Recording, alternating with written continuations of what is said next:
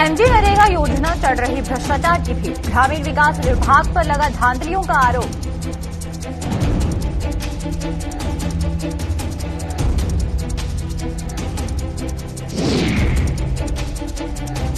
Ventilator पर पहुंचा जम्मू का होटल उद्योग, होटल कारोबारियों ने लगाई मदद की गुहार।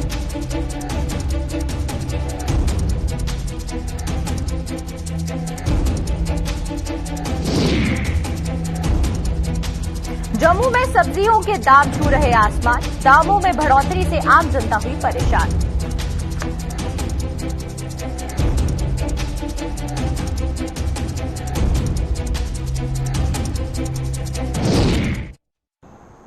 नमस्कार, जम्मू कश्मीर की खास खबरें देख रहे हैं आप सब और मैं हूं आपके साथ पल्लवी जम्वाल। तो चलिए शुरुआत करते हैं आज के जम्मू कश्मीर की खास खबरों की।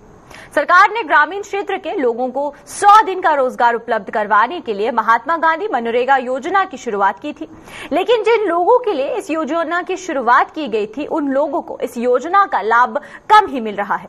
इसका लाभ ग्रामीण विकास विभाग के अधिकारी और चंद लोग ही उठा रहे हैं। ऐसे ही कुछ आरोप जिला डोडा के ब्लॉक असर के लोगों ने लगाए हैं। इन लोगों का आरोप है कि ग्रामीण विकास विभाग के अधिकारी और उनके कर्मचारी उनके जॉब कार्ड का गलत तरीके से प्रयोग कर रहे हैं। काम तो विभाग उनके कार्ड पर दिखा रहे हैं, लेकिन पैसे किसी और के खातों में डाल रहे हैं। इन लोगों ने सरकार से इस घोटाले की जांच करने की मांग की है। मेरे जॉब कार्ड का जो है वो इस्तेमाल किया गया है सर। ये मुझे जॉब कार्ड इस्तेमाल करके वो पैसा जनाब इन्होंने दिखाया है कि आपके अकाउंट में जनाब 18,564 रुपए हमने डाले हैं, लेकिन जनाब जब मैंने स्टेटमेंट लाई, मेरे पास स्टेटमेंट भी है और जनाब ये जो पैसा है ये अकाउंट में और किसी के गया है। सिर्फ खाली मेरा जॉब कार्ड यूज किया गया है और यहाँ पे जो है जॉब कार्ड यूज करके जो ऑन अकाउंट पेमेंट जो हुई है सर वो और किसी के अकाउंट में पेमेंट हुई। जो काम किया हमने मतलब नीचे ड्रेन का काम किया है और भी डंगू का काम किया, नीचे डंगा दिया है, उसकी पेमेंट हमें नहीं हुई है। मतलब हमारी मतलब शीटें निकाली गई हैं, पैसा औरों के अकाउंट में आया, हमें पैसा वैसा नहीं आया अकाउंट में। स्टेटमेंट भी मेरे फादर साहब ने दिखाई, लेकिन अकाउंट में पैसा नहीं आया है। ऐसे शो हो रहा है पैसा आया है, मतलब वो कैसे आया मतलब वो कुछ समझ नहीं आया।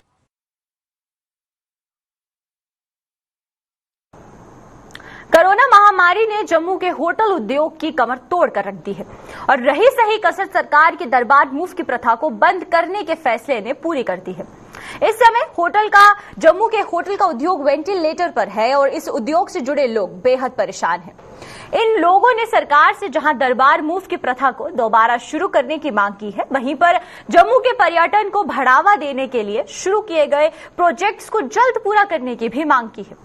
इसके अलावा इन लोगों ने सरकार से होटल उद्योग को डूबने से बचाने के लिए विशेष कदम उठाने की भी मांग की है। Myself Pawan Gupta, president all Jammu hotel and lodges. ऐसे ही तकरीबन रफली 150 साल से प्रथा महाराजा गुलाब सिंह के जमाने से दरबार मूव होता था। दरबार मूव ये होता था कि सर्दियों में 6 महीने वहां पे कैपिटल हमारी कश्मीर में होती थी और गर्मियों में कश्मीर में होती थी और सर्दियों में हमारी जम्मू होती थी। ये प्रथा तकरीबन 150 साल से चलती आ रही थी। अब की बार कोविड के तहत सरकार ने ये कहा कि कुछ लोग जम्मू वेस्ट जो होंगे वो जम्मू में ही रहेंगे और कश्मीर वेस्ट होंगे कश्मीर में रहेंगे। वो ऐसा करने से इन्होंने एक आंकड़ा दिया है, तकरीबन कोई 200 करोड़ के करीब हमें इसमें सेविंग होगी। स्वाभाविक बात है, यहाँ से पहला सिस्टम ऐसा होता था जितनी फाइल्स होती थी ट्रंक में पैक होके ट्रकों में लोड होके वहाँ कश्मीर जाती थी और 6 महीने के बाद कश्मीर से यहाँ आती थी।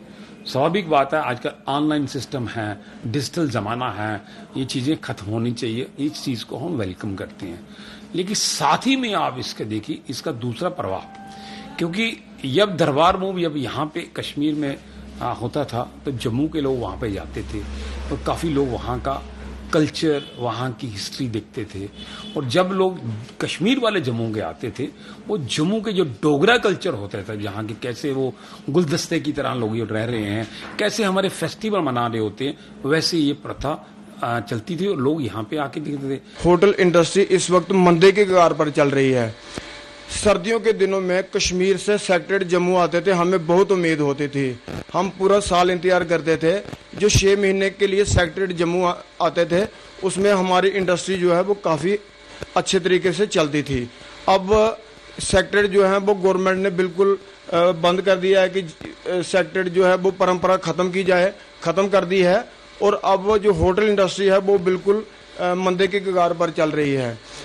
इसकी वजह से हमारा बहुत काम जो है वो खराब चल रहा है। हमारे जो मुलाजिम हैं हम उनकी भी भरपाई नहीं कर सक रहे, और जो गवर्नमेंट ने फैसला लिया था कि सेक्रेटरी 40% जम्मू आएंगे, उससे हमारे बिजनेस को बिल्कुल भी कोई ज़्यादा फ़ायदा होने वाला नहीं है। हम गवर्नमेंट से दरख्वास्त करते हैं कि जम्मू में जो प्रोजेक्ट लोगों को दिखाने के लिए शुरू किए हुए थे अनकम्प्लीट है, जो पाइपलाइन प्रोजेक्ट हैं उनको कंप्लीट किया जाए और लोगों को जम्मू आने के लिए निमंत्रण दिया जाए। इससे हमारा काम जो है वो थोड़ा बहुत चल सकता है। हम चाहते हैं कि होटल इंडस्ट्री को बढ़ावा देने के लिए गवर्नमेंट कोई अच्छे कदम उठाए, जिससे हमारी होटल इंडस्ट्री जो है वो अच्छे तरीके से चल सके, और हम अपना और अपने जो कार्यकर्ता हैं जो हमारे पास काम करते हैं हम उनकी भी भरपाई कर सकें। ये होटल इंडस्ट्री तो मैं कहूँगा कि 100% जो है ना वो ख़त्म हो चुकी है, क्योंकि पहले यहाँ दरबार में होता था, तो जो गवर्नमेंट के एम्प्लॉइज़ हैं उनके लिए होटल के में किराए पे लिए जाते थे। होटलों के कमरे में तकरीबन 90% होटलों के कमरे जो वो गवर्नमेंट अक्वायर करती थी गवर्नमेंट मुलाजमों के लिए, और बाकियों को जो गवर्नमेंट के क्वार्टर हैं उनको अलाट किए जाते थे। लेकिन अब दरबार मूव नहीं आने से, तो थोड़े से लोगों को आने से, मगर जो उनके पास अकोमोडेशन ऑलरेडी है तो गवर्नमेंट उन्हीं को ही यहाँ ला रही है और काम कर रही है। और ये दरबार मूव कंप्लीट ना होने से होटल इंडस्ट्री बिल्कुल ही ख़त्म हो चुकी है। मैं आपके माध्यम से ये कहना चाहता हूँ गवर्नमेंट को, जहाँ LG साहब को, जहाँ तो कोई होटल एसोसिएशन के लिए, होटल इंडस्ट्री के लिए कोई ऐसा प्रोग्राम बनाएं जिससे होटल के जो चलाने वाले हैं या होटल के जो मुलाजिम हैं या उनका तनख्वाहें और खाने का कोई ना कोई प्रोग्राम मुझे बन सके। और साथ साथ मैं गवर्नमेंट को ये भी रिक्वेस्ट करना चाहता हूँ कि जो भी हमारे जम्मू प्रोविंस में टूरिज्म डिपार्टमेंट के जो डेवलपमेंट करने के लिए प्रोग्राम हैं जो पाइपलाइन में पड़े हैं, उन्हीं को ही जल्द से जल्द कंप्लीट किया जाए, ताकि बाहर से जो टूरिस्ट हमारे आते हैं और वो यहाँ रुकें। जैसे गंडोला शुरू कर दिया, बहुत अच्छा किया। सब्जियों के आसमान छूते दामों से आम लोगों में निराशा देखी जा रही है। इन लोगों का कहना है कि जो सब्जी पहले 20 से 30 रुपए प्रति किलो के हिसाब से बिकती थी, आज वही सब्जी 60 से लेकर 70 रुपए के बीच में बिक रही है। साथ ही कहा कि अगर इसी तरह चलता रहा तो आम आदमी का क्या होगा। उन्होंने कहा कि जिस तरह से तेल की कीमतों में कटौती की गई है, उसी तरह सरकार को सब्जियों की बढ़ती कीमतों पर भी अंकुश लगाना चाहिए। जितनी भी हमारी मार्केट में सब्जियां बिक रही हैं, जैसे टमाटर हो गया, गोभी होगी, पालक होगी, जितनी भी पत्ते वाली सब्जियां भी है, ये सब जो है आसमान छू रही हैं। टमाटर 60 से 70 रुपये किलो बिक रहे हैं, गोभी 70 से 80 रुपये किलो बिक रही है, पालक जो कि कोई नहीं खाता वो भी जो है 80 से 90 रुपये किलो बिक रही है, घिया 60-70 रुपये किलो बिक रहा है। ये बहुत ही ज़्यादा सब्जियां महंगी हो गई हैं। मेरी सरकार से यही गुहार है कि इसके ऊपर भी कंट्रोल किया जाए, क्योंकि घिया जो है वो पेशेंट्स के लिए यूज होता है। अगर बीमार बंदा जो है वो 60-70 रुपये किलो घिया खाएगा तो अपना वो दवाई का खर्चा कहाँ से करेगा। जैसा कि पीछे ये काफ़ी सारी जो बारिश हुई, ओले पड़े, जिसकी वजह से जितनी भी सब्जियां थी सब की सब खराब हो गई। अभी बाहर से सब्जियां आ रही है जिस वजह से सब्जियां महंगी बिक रही है, लेकिन फिर भी सरकार को इसके ऊपर कंट्रोल करना चाहिए, क्योंकि अभी तो तेल भी सस्ता हो गया। पहले तो था, अभी डीजल महंगा है, लेकिन अभी तो सरकार ने डीजल भी सस्ता कर दिया, इसलिए इसके ऊपर सरकार को कुछ कंट्रोल करना चाहिए।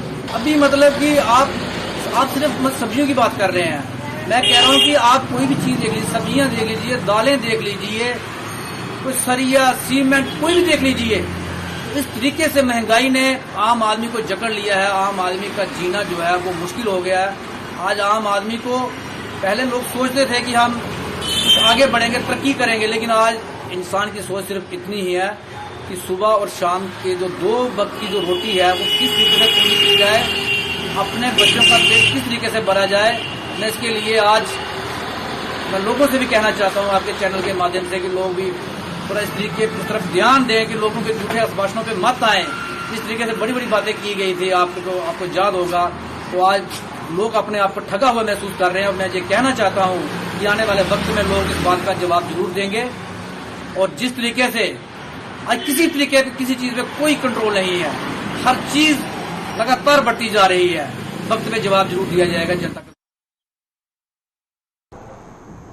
बांग्लादेश मुक्ति संग्राम 1971 स्वर्ण जयंती विजय दिवस के उपलक्ष्य पर प्रदेश कांग्रेस द्वारा जम्मू में एक कार्यक्रम का आयोजन किया गया, जिसमें ऑल इंडिया कांग्रेस कमेटी के सह सचिव प्रवीण डाबर मुख्य अतिथि के रूप में मौजूद थे। इस दौरान 1971 को जंग के शहीदों को श्रद्धांजलि अर्पित की गई और मीडिया को संबोधित करते हुए ऑल इंडिया कांग्रेस कमेटी के सह सचिव प्रवीण डाबर ने कहा कि देश की 80% जनसंख्या का जन्म 1971 के बाद हुआ और इन लोगों तक पाकिस्तान के विरुद्ध भारत की 1971 की जीत का इतिहास पहुंचाना बेहद जरूरी है। इस उद्देश्य को लेकर कांग्रेस द्वारा देश भर में बांग्लादेश मुक्ति संग्राम 1971 स्वर्ण जयंती विजय दिवस के उपलक्ष्य पर कांग्रेस कार्यक्रम का आयोजन किया जा रहा है। इस अवसर पर प्रदेश कांग्रेस के अध्यक्ष जीए मीर सहित बड़ी संख्या में कांग्रेस नेता और कार्यकर्ता मौजूद थे।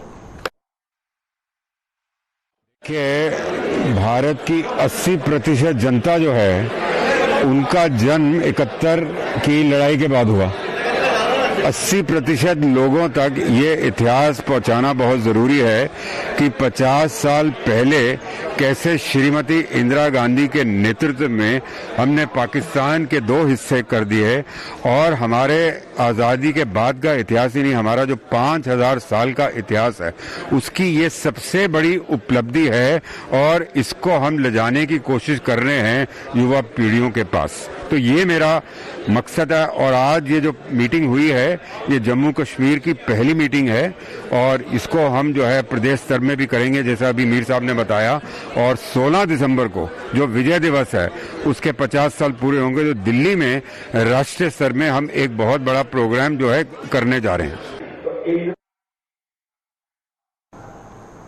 भाजपा महिला मोर्चा की राष्ट्रीय उपाध्यक्ष व जम्मू कश्मीर के प्रभारी वीरेंद्र कौर ने आज जम्मू में प्रदेश भाजपा महिला मोर्चा के पदाधिकारियों के साथ बैठक की। बैठक में संगठन में महिलाओं की भूमिका को लेकर चर्चा की गई। देश की प्रभारी लगाया है जहां काम करने के बहुत अच्छे प्रयास करूंगी और पार्टी को बुलंदियों पर लेके जाऊंगी। क्या होगा आज की मीटिंग? तो इंट्रोडक्टरी मीटिंग है, इंट्रोडक्शन होगी और संगठन में महिलाओं का क्या रोल होता है और महिलाएं कैसे पार्टी को आगे लेके जा सकती हैं। एकजुट जम्मू ने जम्मू की डेमोग्राफी को तब्दील करने की साजिश पे सरकार की भूमिका पर सवाल उठाए हैं। जम्मू में आयोजित एक प्रेस कॉन्फ्रेंस को संबोधित करते हुए एकजुट जम्मू के प्रधान अंकुर शर्मा ने कहा कि 1990 से जम्मू की डेमोग्राफी को बदलने की प्रक्रिया शुरू हुई थी और जो अभी भी जारी है, लेकिन सरकार इस मामले में मूक दर्शक की भूमिका निभा रही है। उन्होंने कहा कि सुंझवा और चुआदी का राजस्व रिकॉर्ड का नष्ट होना भी इस साजिश की कड़ी है। अंकुर शर्मा ने इस मामले में सरकार की भूमिका पर सवाल उठाते हुए कहा कि सरकार राष्ट्र विरोधियों को बचाने और राष्ट्रवादियों को खत्म करने में लगी है। इसके अलावा अंकुर शर्मा ने और क्या कुछ कहा है, तो चलिए आइए आपको दिखाते हैं। सरकार हमेशा डेमोग्राफिक असॉल्ट, डेमोग्राफिक इन्वेजन या लैंड जिहाद के प्रोसेस को, जिसे पूरी दुनिया मानती है, नेशनल टीवी तक ने माना, डॉक्यूमेंट्रीज तक चलाई, नेशनल मीडिया ने कवर किया, उसे मानने से इनकार करती है। वैसे इनकार करती है जैसे जम्मू कश्मीर में हो रहे टारगेटेड किलिंग्स, हिंदू नरसंहार को वो नरसंहार मानने से इनकार करती है और कहती है ये सब मुसलमानों को बदनाम करने के लिए किया जा रहा है। ऐसी एक लाइन जम्मू संभाग के कॉन्टेक्स्ट में सीरियस प्रोसेस को लेकर ही है। देखिए, जम्मू संभाग एक सर्वाइवल और एग्जिस्टेंस की बैटल लड़ रहा है। इस्लामाइजेशन ऑफ हिमालयाज या इस्लामाइजेशन ऑफ सनातन या हिंदुस्तान का इस्लामीकरण, वो जो जंग है बाहरी ताकतों की, उसकी फ्रंट लाइन में खड़ा है और फ्रंट लाइन में खड़े होकर इन जेनोसाइडल एट्रिशंस को फेस कर रहा है। और भारत सरकार डिनाइल मोड में है और इस तरीके की हैपनिंग्स होने के बाद या इस तरीके के कृत्य करने से यह साबित करती है कि एक फैसिलिटेटर का ही काम कर रही है। स्टेट राष्ट्र से विमुख हो गई है, राष्ट्रवादियों को बचाने का नहीं, उन्हें लैसरेट करने का, बर्बाद करने का कार्य कर रही है। देखिए, जम्मू संभाग पे डेमोग्राफिक असॉल्ट, डेमोग्राफिक इन्वेजन या लैंड जिहाद के नाम से भी जिसे जाना गया, वो प्रोसेस 1990s ऑनवर्ड अनअबेटेड, बिना रुके चल रहा है। जी सर। धान की फसल गंवा चुके बड़ ब्लॉक के किसानों की अब गेहूं की फसल पर भी खतरा मंडरा रहा है। पीड़ित किसानों का आरोप है कि खाद और बीज उपलब्ध न होने के कारण भी वो अपनी गेहूं की फसल भी नहीं लगा पा रहे हैं। डीएपी खाद ने मिलने से परेशान मड़ की पंचायत सहारन के इन किसानों ने कृषि विभाग के खिलाफ प्रदर्शन किया और जमकर नारेबाजी भी की। किसानों का आरोप था कि अभी तक ना उन्हें हाल में खराब हुई उनकी फसलों का मुआवजा मिला है और ना ही अगली फसल लगाने के लिए उन्हें खाद और बीज मिल रहा है, जिसके चलते किसान बेहद परेशान हैं। किसानों ने सरकार से जल्द डीएपी उपलब्ध करवाने के साथ साथ बारिश में हुए नुकसान की भरपाई करने की भी मांग की है। किसानों ने चेतावनी दी है कि अगर जल्द उन्हें खाद और फसल के नुकसान का मुआवजा नहीं मिला तो वो उग्र प्रदर्शन करने को मजबूर हो जाएंगे। पंचायत है, इस गांव के अंदर जो है सभी किसान इकट्ठे होकर के इन्होंने डीएपी ना मिलने की वजह से जो डाया हम कणक बीजने के लिए डाया जो खाद डालते हैं वो अभी तक विभाग की तरफ से हमें उपलब्ध नहीं है।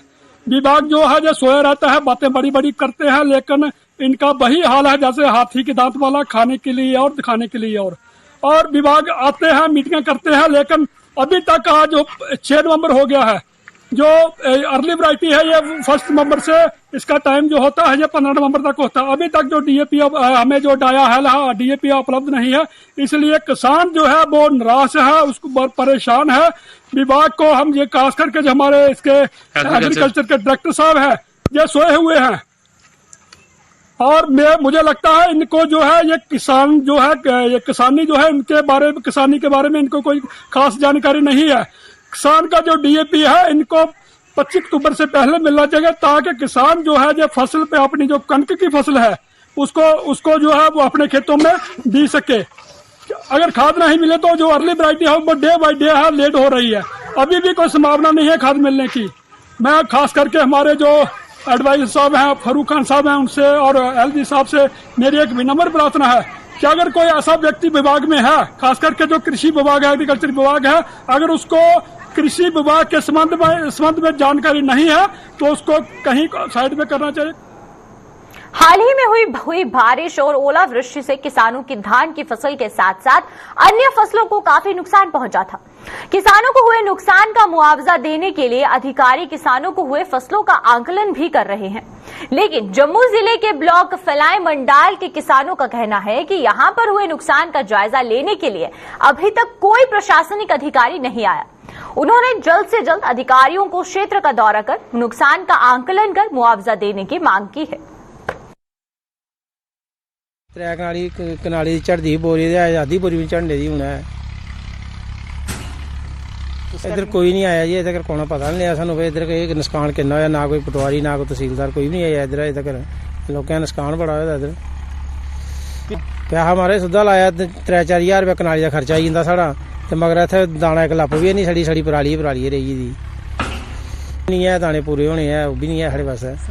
हाँ सरकार कोई मौके का कोई आंदा देखता इत्थे भी केह् चक्कर है केह् नहीं, कोई इधर आया नहीं वड़िया नहीं इधर कोई भी है, दिखिया नहीं है इन्ना नुकसान होने का साढ़ा। सारी बड़ी जी इत्थे खाने वास्ते दाने निकले है, बेइये पिछे लाए ने वो फांडी कर रहे हैं, सड़ी पराली दाने है नहीं कन्नै तापू जाइए दिक्खी सकदे आनी है, गौरमेंट मौके दिक्खी सकदी आनी है, दिक्खी सकदी भी केह् होया केह् नहीं, कोई दिक्खन दिया इत्थे कोई पुच्छेआ नहीं है।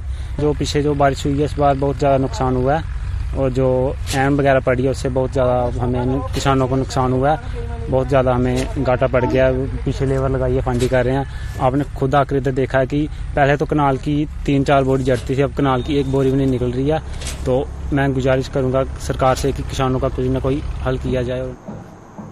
बाजारों में बिना मास्क घूम रहे लोगों की लापरवाही कोरोना की तीसरी लहर को न्योता दे सकती है। कोरोना ने जिस तरह से बीते समय में तबाही मचाई हुई है, शायद लोग उसे भूल चुके हैं और बिना मास्क ही बाजारों का रुख कर रहे हैं। कुछ लोगों का कहना है कि जिस तरह से सरकार ने बिना मास्क बाजार में घूम रहे लापरवाह लोगों के खिलाफ बीते समय में अभियान चलाया था और उनके चालान किए थे, उसी की तर्ज पर भी अब फिर से सरकार को ऐसे लोगों के खिलाफ शिकंजा कसना चाहिए। आप सब जानते हैं कि कश्मीर के हालात जो है दिन प्रतिदिन बिगड़ रहे हैं कोरोना की वजह से।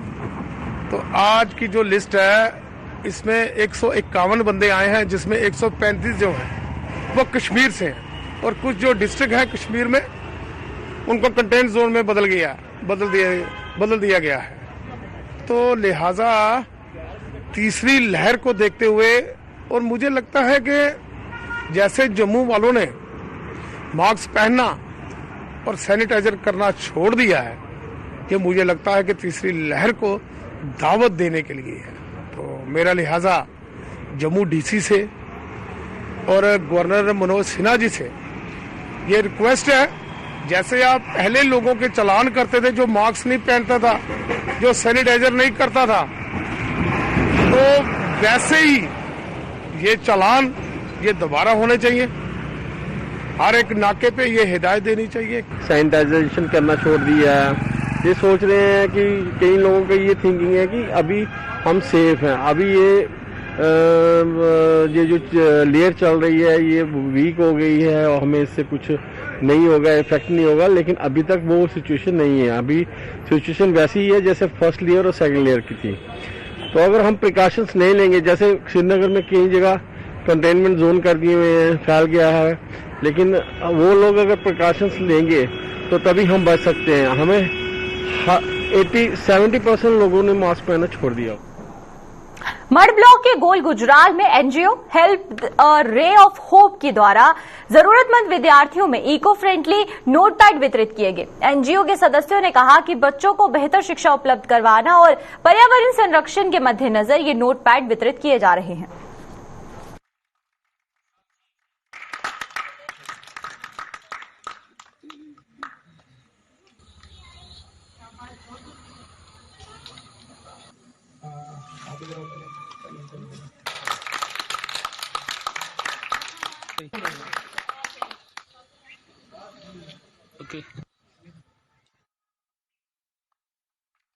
हमारी जो ऑर्गेनाइजेशन है इसका मतलब मेन मोटो ये है कि हम मतलब जितने भी हमारे मतलब सोसाइटी में जो वो परिवार हैं जो अपने बच्चों को पढ़ाना चाहते हैं बट वो पढ़ा नहीं पा रहे हैं, किसी भी कारण से पढ़ा नहीं पा रहे हैं, तो हमारी कोशिश ये कि हम उन परिवार तक पहुंचें और उनकी किसी भी तरीके से हम उनकी हेल्प कर पाएं। और जैसे कि अभी विशाल जी ने कहा कि हमारा जो ये ऑर्गेनाइजेशन है इसके 5 पॉइंट एजेंडा है। उसमें जो सबसे पहला जो हमारा एजेंडा है वो है कि टू प्रमोट एजुकेशन लिटरेसी।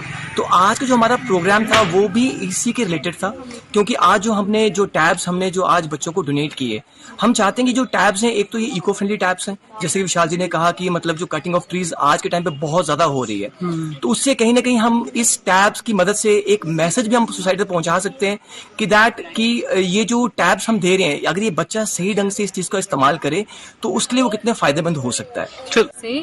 सारे जो जितने भी बच्चे हैं जिन्हें जो ज़रूरतमंद है, जिन्हें इन सब इनिशिएटिव्स का लाभ उठाने की ज़रूरत है, मैं उन तक भी एक मैसेज पहुंचाना चाहती हूं कि हम हो सकता है इस कवरेज में हम उन सबको कवर नहीं कर पाए होंगे, लेकिन हमारी पूरी कोशिश रहेगी कि जो भी स्टूडेंट्स हैं जिनको इन सब ऐसे इनिशिएटिव्स की ज़रूरत है, ऐसी हेल्प की ज़रूरत है, हेल्प उन तक डेफिनेटली पहुंचेगी। हम लगातार कोशिश कर रहे हैं पेरिफेरी में या कहीं भी हमारे अपने रिसोर्सेज के थ्रू सारे ऐसे बच्चों की इंफॉर्मेशन कलेक्ट करने की और उन तक सारे जितने भी साधन है, जितने भी रिसोर्सेज हैं उन तक पहुँचाने की। जो एनजीओ का नाम हेल्प रे ऑफ होप की तरफ से हमें जो टैबलेट दिए हैं उनको मैं बहुत बहुत थैंक यू करता हूँ कि हमें टैबलेट से हमारे स्टडी को एक जगह रखने ताकि हम अपना नाम बना सकें, अपनी पहचान बना सकें। क्योंकि हम स्कूल जाते थे तो काफ़ी डिफिकल्टी होती थी, ना कभी ऐप नहीं थे, कभी मोबाइल नहीं थे, लेकिन टैब की वजह से हम काफ़ी हेल्पफुल हो सकते हैं अपने प्रैप में काफ़ी अपने। जम्मू नगर निगम द्वारा शहर के तमाम वार्डों को रोशनी से नहाने के दावे किए जाते हैं, लेकिन जम्मू के वार्ड नंबर 61 के अंबिका बिहार के लोग जम्मू नगर निगम के इन दावों को बेबुनियादी बता रहे हैं। इन लोगों का आरोप है कि उनके वार्ड में पिछले 10 वर्षों से स्ट्रीट लाइट्स गायब है और सूरज डूबने के बाद वार्ड की गलियों में अंधेरा छा जाता है। इन लोगों के मुताबिक गलियों में अंधेरा होने के कारण उन्हें कई परेशानियों का सामना भी करना पड़ता है, लेकिन कोई भी उनकी इस परेशानी का समाधान नहीं कर रहा। ना कोई लाइट है, ना कोई कुछ है, बच्चे ट्यूशने पर जाते हैं बेचारे धक्के खाते आते हैं, बुढ़े ठेरे बेचारे धक्के खाते हैं। साड़ी कॉलोनी का कोई है ही नहीं, मसला हल गया नहीं, कोई इधर का कोई है ही नहीं है। आते न जल्द वोट होंगे न ओले 4 दिन मुंह दस दिन जल अपना मतलब कटिया ते नस गए, ते दुनिया बेचारी इयां झबक्के लै रही है, कोई काम नहीं। ਉਹ करी सकदा, कोई किश नहीं करी सकदा। नेरा केह् करना, कोई जमाने होई कोई लैटा, कोई चोरियां हो रही, कोई कियां, कोई बाहर दी दुनिया कियां आई दी है, एक दूए दे लोग घर बड़ी जंदे नेरा ना कोई लैट है साढ़े ना कोई किश। लाइटां जेहड़ियां बिजली दे लाइटें दा सिस्टम है इस कॉलोनी दा अंबिका विहार विच ते घाटे दे घट होई है कोई 10 साल दी गल है जिसलै 10 साल दे लाइटां लगनियां हां गलियें च सड़कें च लगी हां लाइटां। ओहदे बाद च कोई लाइटें दा पता नहीं लगा कुद्धर गेइयां लाइटां जेहड़ियां खराब होइयां ते खराब होइयां। कुसै ने जे अगर अपनी मर्जी नाल अपने घर लोआई भी होग गली च ते लोआई अपनी मर्जी ने, पर नहीं गौरमेंट दा कोई सिस्टम नहीं आया। जेहड़ा साढ़े इधर एरिया दा कारपोरेटर जिसलै पैह्ले बने हे शौक सिंह मनास बने हा, ओहदे बाद च बने है मिंदर सिंह भगत, मिंदर भगत एतू दा धुमाल दा, मगर उस अज तक असें ओहदी शक्ल नहीं दिक्खी है। तो चलिए अब तक के जम्मू कश्मीर की खास खबरों में फिलहाल इतना ही। मुझे दीजिए इजाजत, नमस्कार।